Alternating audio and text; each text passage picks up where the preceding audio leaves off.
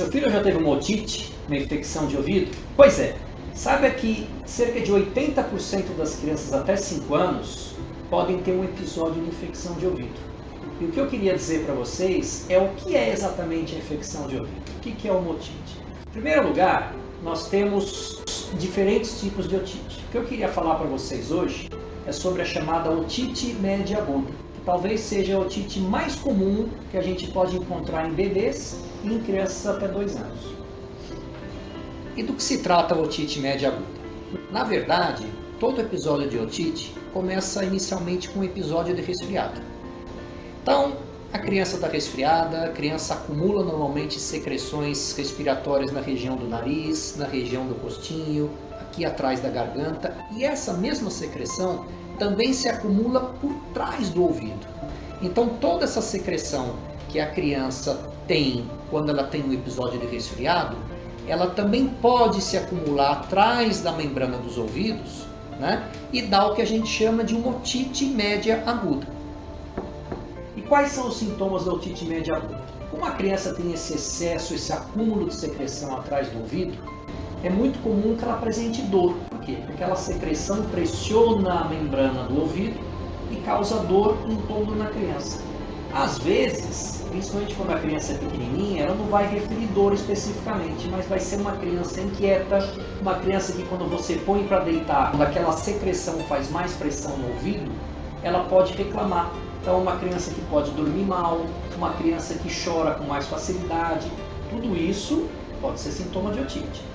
Um outro ponto, como eu acumulo essa secreção atrás do ouvido, é muito comum que uma bactéria cresça nessa secreção. Se uma bactéria cresce nessa secreção, essa secreção automaticamente se torna uma secreção mais escura, mais purulenta, e ela pode trazer febre para a criança. Então, quais são os sintomas principais da chamada otite média aguda? É uma criança que, em geral, ela tem dor de ouvido, uma criança que pode ter febre, né? E esses sintomas são suficientes para que você converse com o seu pediatra, para que ele faça um bom exame da criança e para que ele decida, junto com você, o tratamento que vai ser feito. Mas o que eu queria colocar para vocês é que existem, como a gente já falou, mais de um tipo de otite. Essa otite, a otite média aguda que nós acabamos de falar, é a otite que acontece com uma complicação de um resfriado. Costumo até brincar que é um resfriado mal curado, que pode virar uma otite. Agora, existe um outro tipo de otite que não tem nada a ver com essa otite que acontece nas crianças resfriadas, que é aquela otite que geralmente a criança pode apresentar depois que vai na piscina, depois que vai no mar, depois que deixa molhar a orelhinha, por exemplo, no banho de banheira ou debaixo do chuveiro. Essa otite é a chamada otite externa. E mais uma vez, ela tem uma origem totalmente diferente da otite que a gente falou que costuma acompanhar os episódios de resfriado. O que acontece numa otite externa?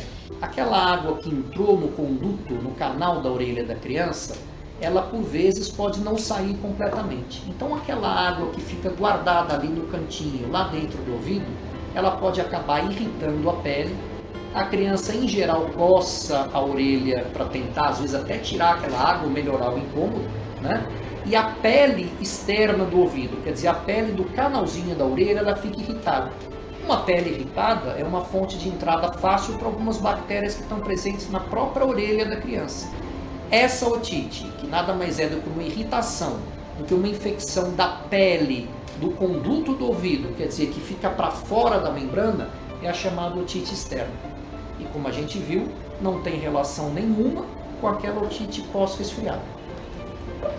Então é muito bom que vocês saibam que, de fato, existem mais de um tipo de otite e que só o pediatra, junto com você, vai ser capaz de decidir o melhor tratamento para a criança. Portanto, ao menor sinal de dor de ouvido, de incômodo da criança, converse com o seu pediatra que ele vai te dar o diagnóstico correto. Muito obrigado.